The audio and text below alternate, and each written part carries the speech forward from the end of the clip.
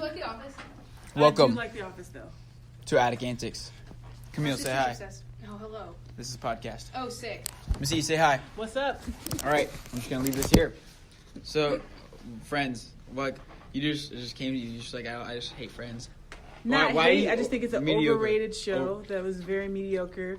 You have a bunch of people in New York that don't look like New York, and they go through life, and it's just like not that funny. I don't get why it's like such a classic for people. I just feel like there's so many other shows that did so much more than what Friends did. Like, what was the point of Friends? Like, what lessons did you get from Friends? What was hilarious about Friends? Like, overrated for sure. It's pretty good writing. Is it? Pretty good writing. Nah, I beg to differ. What has better writing? What does it?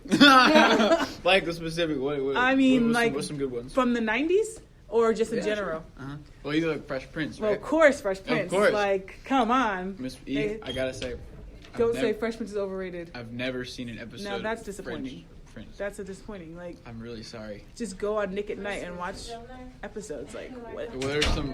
What is like? So, here. Let me tell you what I know about the Fresh Prince of Bel Air. Goodness. It's Will Smith. He's not so good neighborhood, and his parents are like, "We can't have that. You got to go to Bel Air, live with your auntie and uncle." Mm-hmm. That's it. That's so disappointing.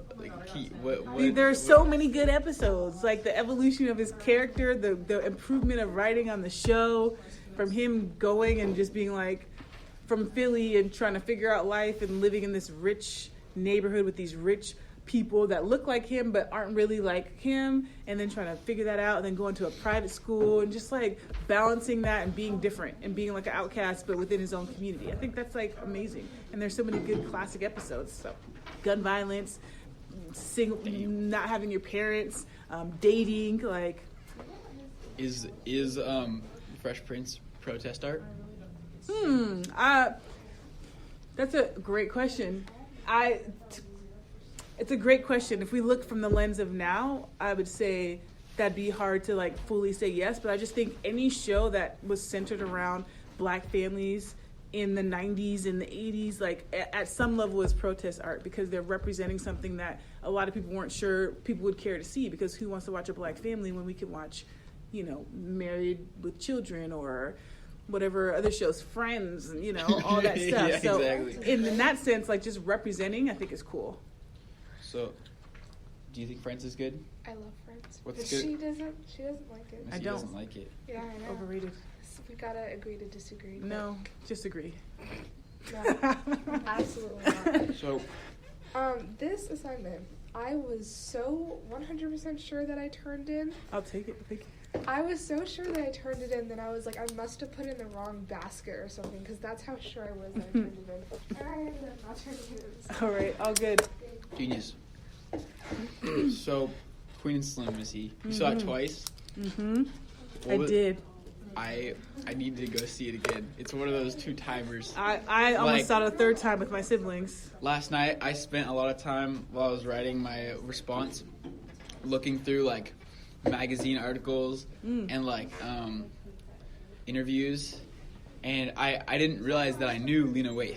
I knew her from Masters of None. Yeah. With Aziz Ansari. Yep. And that show was like that show show's was great. really, really good. Yes. When I saw Aziz Ansari's like sexual scandal, it made I me just know.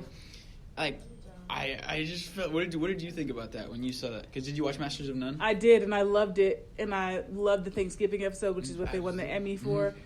I get the Me Too movement for sure, but I think with Aziz, to me, and reading what she said, it was like, we had a date. He should have known I wasn't really that into him by my body language, and so I didn't really appreciate the moves he was making. To me, for everybody to categorize him in the same category as the Harvey Weinstein, the Bill Cosby's, I was just confused. So it sucks, and I think he's brilliant. Absolutely. I was very like conflicted because it's like, in the same time, like when you see something like that and you take the side of like the guy, it feels like dirty. But is it like taking the side? Right? Because it's like we're not either of these people. It's not a side. It's just like, here's the information. The information is we had a date that was bad. Yeah. He should have known it was bad and should have tried to make the moves. But I'm sure there are many women who have been on dates where maybe they read the guy wrong or the guy read them wrong, or whoever you were on a date with, you read it wrong and you went for something that you shouldn't have. And I just don't think that should be on par with people who are systematically targeting people. So what was she trying to get out of it? Was she trying to get money or just like cancel him? I don't necessarily know that it was money. I just know at that point in time when this came out, there were so many women coming out about a bunch of dudes. So I just think people were like, well, my situation, I felt uncomfortable and I felt like he crossed the line and I'm going to speak out about it. And I think that there's power in that for sure.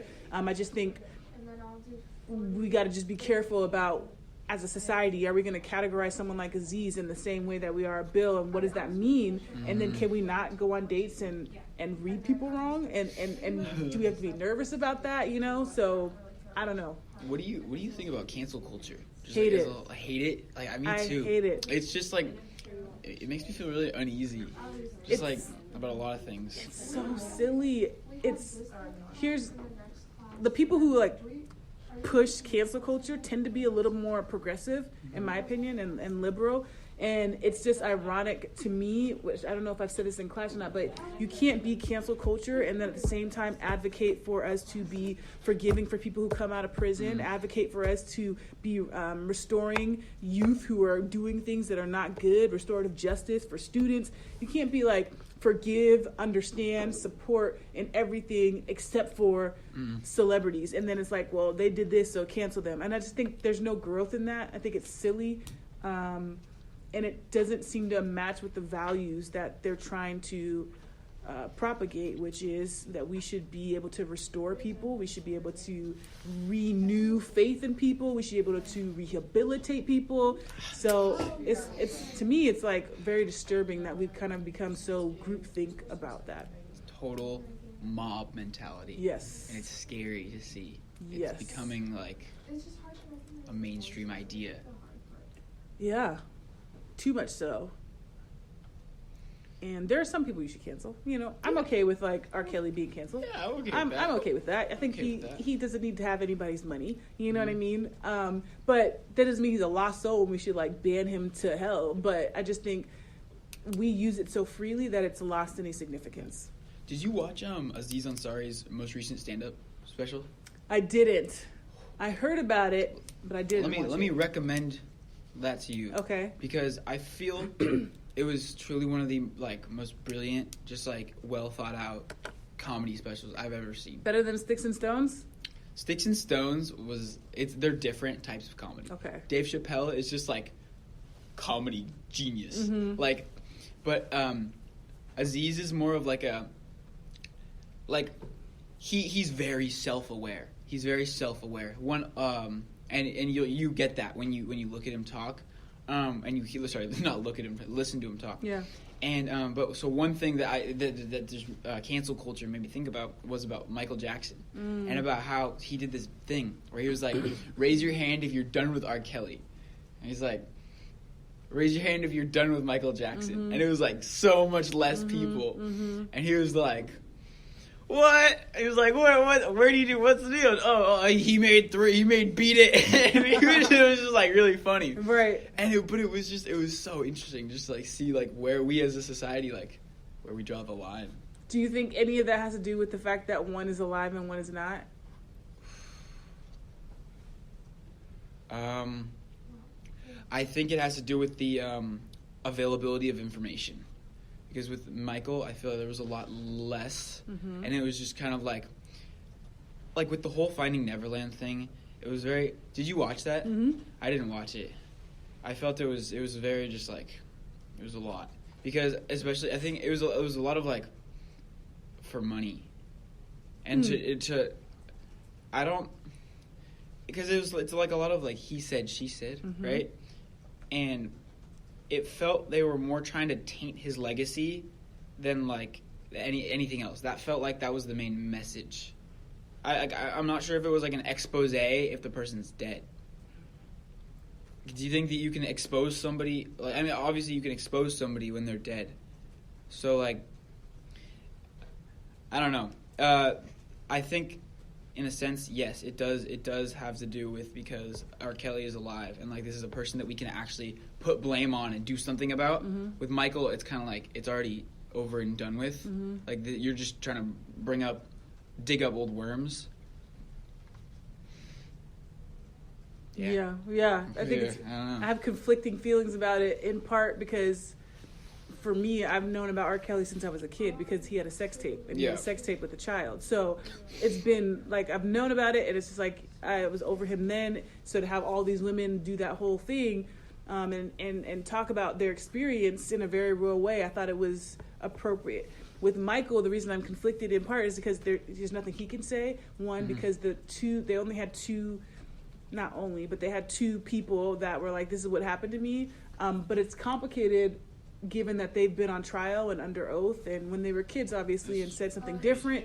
So then it's like, well, how much of that was motivated by money? How much of that was motivated by they really loved and cared about Michael, and Michael being a manipulator? All that to say, I would say I'm 99% sure that they're telling the truth, because it just, that's what I would venture to believe. It's just at this point in time, that truth kind of hits a mute point when the person is dead, and there's nothing really to be gained except for what you said to tarnish his legacy. So it's complicated. It's like, yeah, they should have their truth and Michael should be held accountable, but he's not here, so it's complicated to see why and what we should do with that. And Michael, I think, is more impactful for a lot of people than R. Kelly was. Absolutely. They grew up with him, their families grew up with him. When you talk to a lot of people, their first memory of music is Michael Jackson. Yeah. And I feel a lot of the reason why Michael just was the way he was just a lot of mental health, and a lot of untreated mental health, and a lot of his upbringing, and a lot of the level of fame. I don't think there was anybody that was as famous as Michael Jackson. Like, from like baby. I truly don't get it, just because of when I was born. But even when I was born, Beat It was one of my favorite songs for like 2 years, because I put it on Guitar Hero. Like, it's such a he was just such a seriously impactful figure, and I think there's an argument to be made that it was monetary incentive because of how famous he was and how many clicks that this story would get. Definitely. I think Michael Jackson too, like, that's so funny you say Guitar Hero, like that was in, like, I don't even know when that was invented, but like that's your memory of Michael Jackson is playing it on this video game. But like, it is hard to think about how big he was because it was before social media. So, and as big as someone like Beyonce is right now, with social media, with access to everybody in the way, he was much bigger, and he didn't have any of that. You know, he had his TV shows, he had his TV slots, he had his performances, his tours, and he was like bigger than life, and everybody knew about him. And that, wanted to ask you, because your generation, I had a conversation with Mr. Bristol, and he really swore that the Beatles were more impactful than Michael Jackson, and I believe Michael Jackson is more impactful than the Beatles. What do you think? Beatles or Michael Jackson more impactful? That's really funny, because I was literally like, I was listening, I would watch like Paul McCartney interviews like all morning. That's so weird. But personally, Michael Jackson, I don't know if there's like how do you quantify that? It's difficult. I think I gotta go with the Beatles. Why? Because they pretty much influenced, like, I feel they influenced more than Michael. Because of their sound.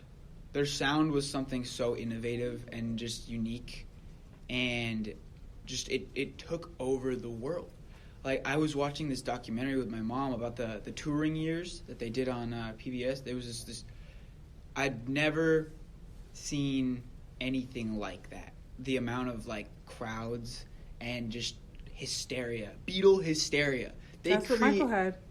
Michael hysteria. I guess I'm not educated with one person. Enough. I'm not educated. No, enough, it's not necessarily about education, but it's, you know what I think. I think also it has to do with racial lines too. I think for me, in the artists. Some people do, but like I think that he influenced black art a lot more than the Beatles. I think he influenced all art more, but I think people who are of color would pick him because a lot of artists that we know now are influenced by Michael more than the Beatles. So if you look at your Usher to your Bieber, these are people influenced by Michael versus it's hard to pick artists out now that are pop culture that are like, oh, I'm inspired and influenced by the Beatles, and that's where my stuff comes from. I can't really think of anybody. So I think there's that element. But I also think, in terms of crowd hysteria, I think Michael top. In terms of sound and uniqueness, I think Michael top. In terms of like culture impact, like people from around the world could identify Michael Jackson by just the little shoes with the shiny socks, right? Yeah. Like just that symbol alone, and everybody's like, oh, Michael. And that's like across the world. Voice. And his voice is unique, and it's one person who's getting all this versus a band of 5 where you just like One Direction. You pick I like Harry, I like whatever. So you have all these people to pick from. I think it was they both broke musical boundaries. Definitely. I see a lot of influence from the Beatles in like the rhythms and like the beats and like the cultures that they took from. I think Michael influenced more of the pop side. The Beatles were like they are pop. They were insanely popular, but like I've just been like running down, going through the Beatles discography, and I've just been listening to Sgt. Pepper a lot, and I've just like the sounds and the barriers that those guys broke in just like the classic definition of what like a band should be, and like the way they just like wrote songs and like the way that they like I was listening to this song Within You Without You.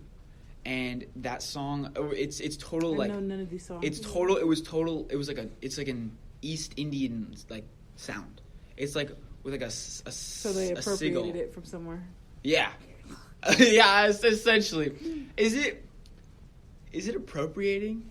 Well, with like when you borrow from rock and blues and even a lot of the what's music the difference sounds between were appropriating taken. and then borrowing, like with like sampling and stuff like that? Historically, I think that's a hard question because it was literally taken, right? Yeah. Like you have white bands and white artists who are literally taking the sound, and because they can be played on the radio, they're able to make that big, whereas that sound has been going on for eons. It's just that those people were blocked. So it's hard because I think so many sounds and so many genres of music can be traced back to the black community. And it's just that we don't necessarily get the credit for it, but it's noted and it's like documented that a lot of sounds were stolen. And so that I think is direct. Nowadays, everybody's influenced by everyone. Everybody's like taking a beat here, putting a little Marvin Gaye spin on this. Look at someone like Bruno Mars who takes from like all these different sounds and like does his thing. So like, I think now it's a little bit harder because everybody's kind of like pulling from all this stuff. But like back then, I mean, they were literally taking, sounds. So let's go back to the original question.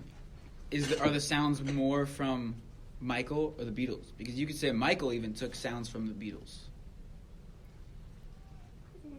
What song? Just like, I don't know. I have no idea. I think Michael was very unique in his sound, and that's what made him what he was. Like even now, there's nothing that really sounds like Michael. Yeah, there's nothing that gets that Michael vibe, and that's because he was so much hands-on in curating the sound. With the Beatles, I'm not gonna lie, I just don't know their stuff well enough. I know like Imagine. I know. That was just John Lennon. Yeah, that was just him. What's the popular Beatles song? Ooh, like Hey Jude. No, hey, like Jude. Something shout. Oh, Twist and Shout. Twist and Shout. I know that one. No. From Ferris Bueller. I don't know enough of their stuff to even know like if their sound is perpetuating throughout music. They're very unique in their own way. Interesting. Very unique. I grew up on Michael Jackson.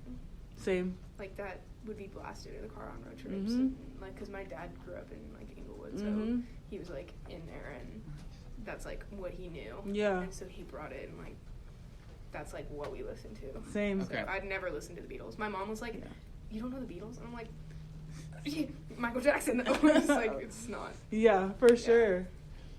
For sure. I've just been trying to broaden my Beatles listening, and I'm. They're known. People listen to them, but it's not like if you hear a Beatles song, it's not like, oh, what band? It's like what band is that? Oh, I don't. And then someone says the Beatles, and you're like, oh, right. But if you hear a Michael Jackson song, it's like, that's Michael Jackson. Yeah, it's hard not to place Michael sound. Yeah. Like, I still listen to that to this day. Like, the songs never get old. I don't think there's very many bad Michael Jackson songs, but I think it's more identifiable than the Beatles. Yeah. Queen and Slim. Yes. Queen and Slim. Yeah. Miss E. Fire. Straight up. It was so just incredible. What were your initial thoughts? You asked us our initial thoughts. I told you mine. What were your initial thoughts? Like walking out of the theater. Walking out of the theater because I was crying. My initial thought was I was pissed because I have a black female writer, a black female director. Why would you do that to me? Because I didn't want to deal with the tragedy of it all. I was just like so engulfed in this love story that I was like, the beauty and the black experience and yes, loving it. It's so us. And then it was like, you guys killed my soul. So I was like pissed and I was like crying. I couldn't talk.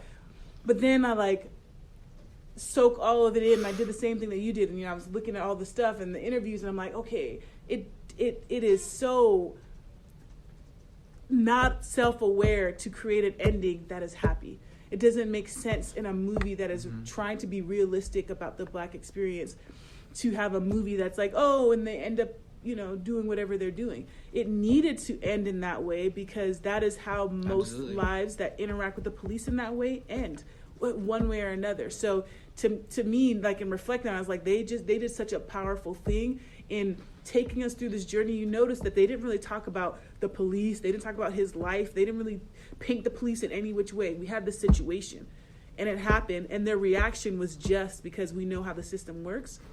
And then the most of the movie is just this beautiful experience of these two people who fall in love through these fleeting moments of horrifying tragedy and elation and happiness, and I love it and I will buy it and keep it forever. That's a movie that I watch all the time. And I do think it's protest art. I feel the ending contributes to the message of the protest that they were trying to convey. I said it was just like it felt like I was on just like a road trip with these people. I felt so like what I wrote about the moment when she hung out the window. It was just like so liberating. It was such a moment of not like F everything else. It was a moment I felt of like I would not rather be in any other moment than this right freedom. Here. Just freedom, just joy. Yeah, in its purest form, and that was beautiful.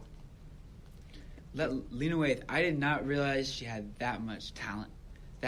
She could write her booty off. Oh my goodness! Right? Wow. Yeah, she's a great writer. And she's done a lot of projects, and this, I think, is like just showing that she can go to that next level, that she can do it at that level. And Melina, this is her first movie to direct it so beautifully, coming off of music videos. You're talking about somebody who did music videos, and now is doing a feature film, and her first, and it made it so beautiful and real and tangible for all audiences, although obviously geared towards the black experience. Everybody can watch that movie and feel the love and feel the connection and feel the trauma of those characters. So to do that, I think is amazing. So, do you feel that the criticisms of the movie take away from the message that it was trying to convey at all? You know what?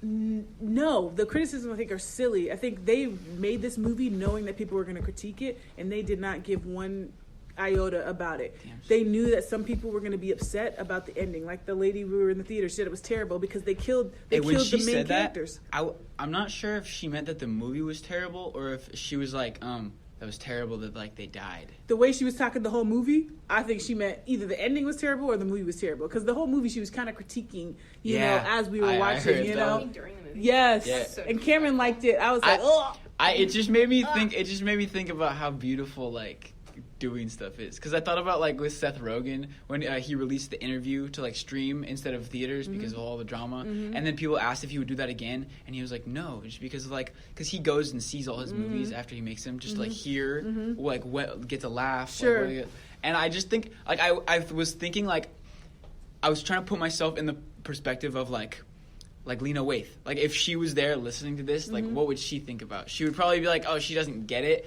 But, like, it's so interesting because, like, she's a person. You know, it's like, it's not you're going to knock her for her, like, opinion. Sure, she maybe could have kept it a little quieter. But, like, I don't know.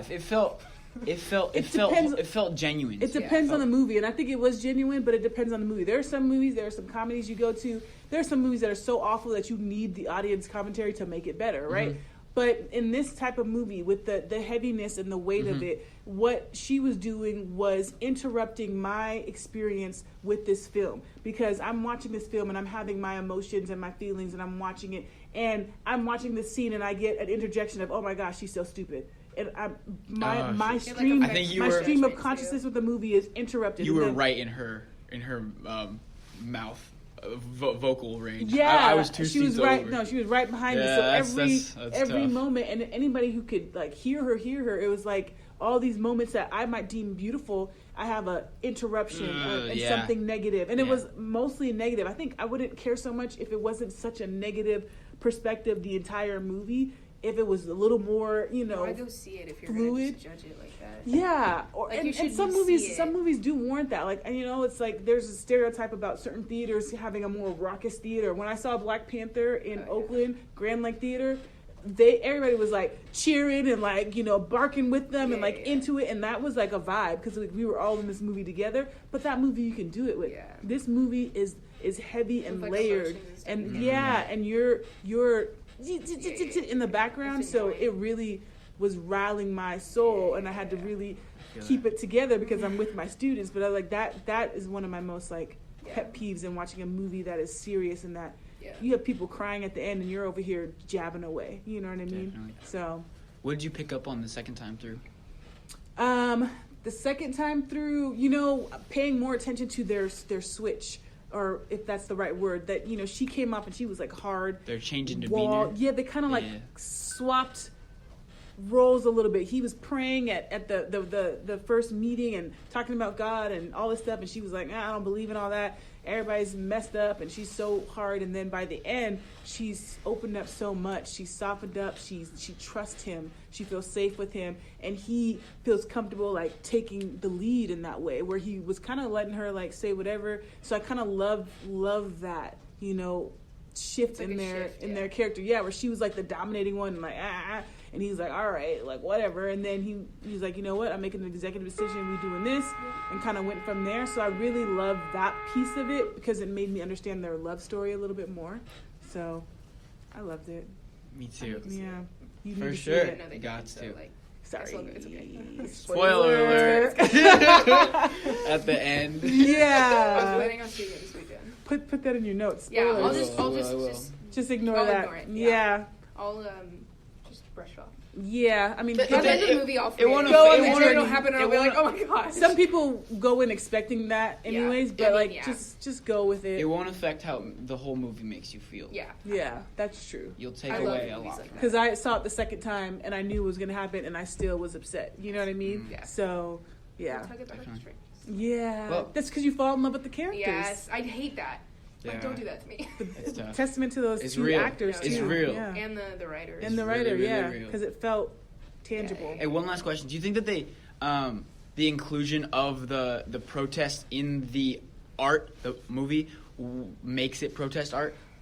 No, I don't think that was necessary for it to be protest art, but I do think it illuminates what they're trying to do because you have what happens with the kid, which we won't spoil, and you have what happens at the end with kind of the martyrism of this couple. So I think it illuminates, but I don't think that was needed for me to understand this was protest art. Gotcha. All right. Thank you very much, Missy. For sure. Thank you, Camille. Good stuff. Any last words? What it do, baby?